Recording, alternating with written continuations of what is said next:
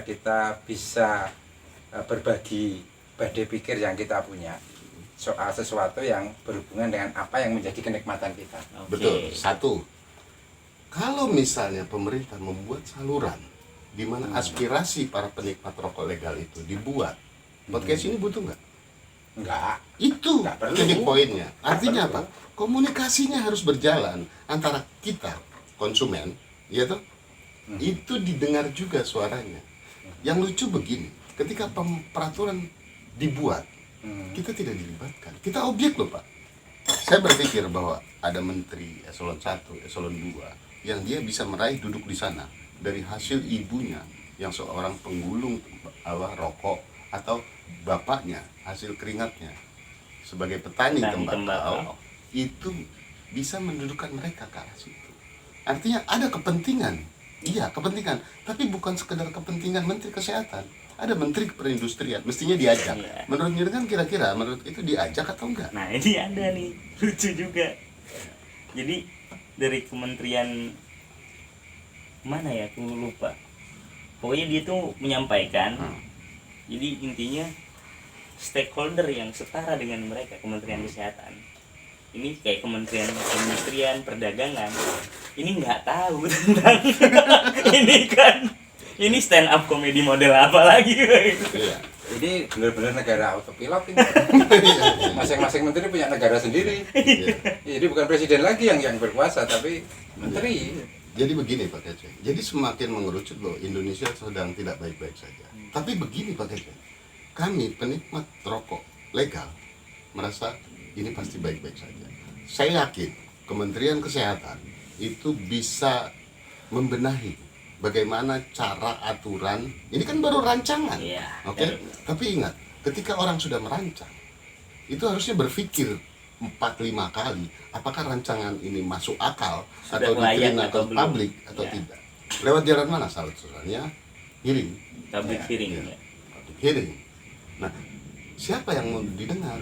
Bukan cuma Menteri Kesehatan, orang-orang yang urusannya kesehatan dan tidak berpengaruh apapun dengan tembakau. Mestinya diajak juga buruh di situ, Ya. penikmat tembakau. Mestinya diajak juga. Jadi dilihat dari sisi yang banyak, nggak cuma satu hal gitu. Kalaupun- Kita mau sehat Pak, betul kita mau Iya. sehat. Tapi bukan berarti dengan cara yang lucu kita buat sehat. Cuma merubah warna, apa hubungannya gitu? Oh, habis kreteknya.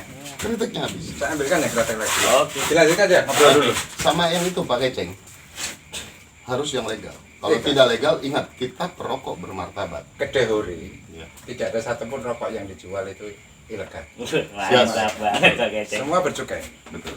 Terus satu lagi Mas Dani, kita buktikan, kita harus terus sehat dan harus merokok. Kenapa? Kita buktikan di umur tua kita bisa menikmati hasil budaya dan budidaya Betul. rakyat Indonesia, tapi dalam kondisi yang sehat. Ya. Gitu. Nah, ini lucu juga tadi aku agak sedikit mikir juga ya Niko. Ini kan menyebutkan studi-studi universitas. Tapi studi yang seperti apa dan universitas mana ini datanya nggak jelas. Persis. Kalau dulu kita pernah kuliah ya Pak, atau pernah kuliah tinggi. Ada tesis, ada antitesis. Betul. Itu Jadinya tesis. sintesis. Nah, kita kasih antitesisnya. Kita Iya. juga punya. Iya. Begitu loh. Kan ini Fakta, mau mencari fakta. sintesisnya nih. Di mana-mana ilmuwan kita, dosen, macam-macam, tidak ada yang satu pikiran. Iya. Kita tahu itu. Betul. Pak ini kopi. Ini kopi muria. Wah, ini Robusta muria. Begini Pak, kita ini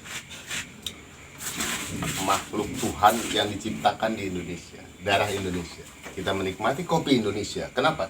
Kopi Indonesia itu harus jadi tuan rumah di negeri. Sendiri. betul. Tembakau Indonesia harus jadi tuan Tuan rumah. rumah juga. Bukan cuma tuan rumah, raja di negeri kita. Betul. Caranya apa? Bercukai, menghisap tembakau. Ya. Nanti banyak omongan kenapa kok tembakau luar masuk ke Indonesia. Itu nanti dulu. Iya. Ya, itu nanti dulu. Itu biar Yang kita omongin ini. untuk Kemenkes. Terus gini, Om Niko, dengan kondisi seperti ini, tadi dibilang bahwa Qatar ini dibangun dari para penikmat rokok legal. Betul. Apa yang mau dilakukan Qatar sebagai presiden Qatar? Ini statement sebagai presiden Qatar bukan sebagai teman saya. Betul, oke. Ya, Oke. Jadi Ertar ini dibentuk dari keprihatinan.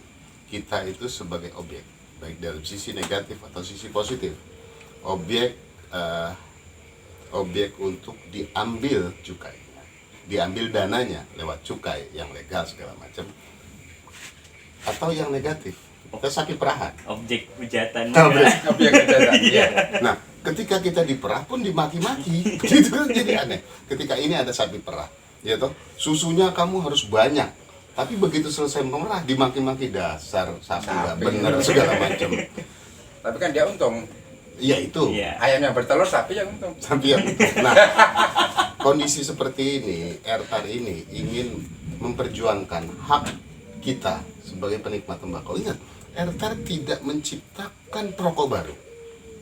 Ertar hanya ingin perokok yang sudah ada itu dinaikkan levelnya. Dari apa? Dari warga negara yang dihujat, warga negara yang menjadi objek negatif, menjadi warga negara yang equal. Ya, kalau mau hitung-hitungan, Pak, semestinya perokok legal itu di atas semua warga negara. Kenapa? Dia menyumbang langsung tanpa dilihat pemasukannya segala macam, tapi dia penyumbang langsung cukai.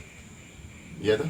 Dipotong 2 atau 3 kali. Jadi kalau kita bicara ini sama-sama lah, biasanya orang merasa terganggu kalau orang merokok itu kan asapnya bikin Oke, gangguan ya. ke orang-orang. Di sisi yang lain, keberadaan kendaraan yang semakin hari semakin besar itu tidak pernah menjadi cacian orang. Bawa knalpot dikasih cukai, Pak. Kok kenapa? Maksud saya gitu. Sampai cerobong besi Iya. bisa dikasih cukai itu. Mereka tidak disuruh bayar, tidak disuruh bertanggung jawab atas apa yang dilakukan. Iya. Tidak. Tapi mereka disubsidi. Malah seperti Malah disuplai ya. Nah, disuplai. apa? Bensinnya. Bensinnya. Iya, iya. Ya kalau kita mau jujur, 10 orang masukin ke ruangan tertutup, suruh merokok semua, sama 10 orang suruh masuk ruangan tertutup, kasih motor 1. Iya. 2 jam di sana sama-sama ngerokok, sama-sama motor dihidupin. Selesai. Ada Argumennya begini, Ada Pak. satu lagi Pak Keceng, 10 orang masukin ruangan tertutup, masukin tuh asap dari pabrik. Asap Iya. dari pabrik. Argumennya begini. Knalpot itu kan tidak dikonsumsi secara sadar. Tapi karbonnya tetap bisa. Iya. Tapi secara tidak sadar kita rakyat perkotaan itu mengkonsumsi. Bahkan tidak ada aturan. Ingat loh Pak, aturan daerah bebas kendaraan bermotor itu cuma 1-2 jam selama 1 minggu. 1 minggu. Itu pun di daerah tertentu. Coba Pak bayangin. Hanya jalan-jalan protokol. Aturan bebas asap rokok 24 jam. Sepanjang tahun. Iya. Jadi saya bingung begini. Aturan ini dibuat untuk melindungi kawasan atau manusianya? Sekarang saya kasih logika. Ketika jam 1 malam saya berada di kawasan bebas rokok, saya merokok. Apakah terdampak terhadap kawasan itu? Tidak. Betul nggak? Nah, kalau memang ingin melindungi orang-orang yang berisiko tinggi seperti orang hamil, anak kecil segala macam, bukan dikenakan ke daerahnya, ke manusianya. Saya di tengah hutan dengan anak saya berjarak dekat, saya merokok, saya harus kena pasal itu. Jadi yang dilindungi adalah anaknya, bukan kawasannya, Pak Keceng. Itu kenapa setiap kali ada peraturan kita nggak diajak. Pak Keceng, kita walaupun perokok, kita juga punya kecerdasan. Ingat, kita perokok yang bermartabat. Itu tagline Ertar di situ. Perokok yang bermartabat kenapa? Setiap kali kita merokok, kita pastikan bahwa kita menyumbang kepada negara lewat cukai. Kedua, kita pastikan tidak berisiko kepada orang-orang di sekitar kita. Ya. Gitu. Dan kita pastikan lagi, kita jaga kesehatan supaya apa? Kita menyumbang ke BPJS, tapi kita tidak menggunakan BPJS. Gitu. Dan tetap terus menggunakan kretek. Iya, pastinya seperti itu. Udah tengah malam loh. Closing statement. Jadi begini, peraturan dibuat itu bukan untuk lucu-lucuan.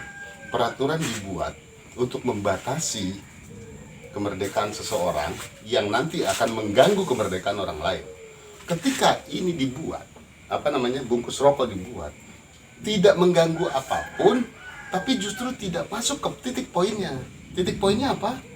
Mencegah atau mengurangi pemakaian konsumsi rokok kepada anak-anak di bawah 18 tahun. 18 tahun. Pak Keceng, tolong sampaikan ke beliau. Ini sudah ditulis, jangan menjual kepada anak di bawah 18 tahun. Ya. Ini aja dijalanin, itu lebih efektif dan lebih masuk akal. Artinya apa? Kita sebagai warga negara tidak direndahkan dengan aturan yang nggak masuk akal. Closing statement saya, ibu-ibu, bapak-bapak yang ada di dinas kesehatan tetap semangat, tetap mengabdi kepada rakyat Indonesia, dan tetap menjadi alat pemerintahan, alat negara, dan abdi masyarakat. Bukan membuat aturan yang sama sekali tidak masuk akal. Dan ingat, kami adalah pengguna, kami adalah konsumen, kami diajak ngobrol. Bu, sekali-sekali ngopi bareng, Pak, supaya wawasannya lebih. Kalau bisa mampir ke kedai hore ya. Suasananya vintage banget. Jadi kita akan tidak terganggu suara motor. Tapi sajian kopinya Saya seruput lagi, Pak. Saya juga ingin memberi rasa yang berbeda. Dan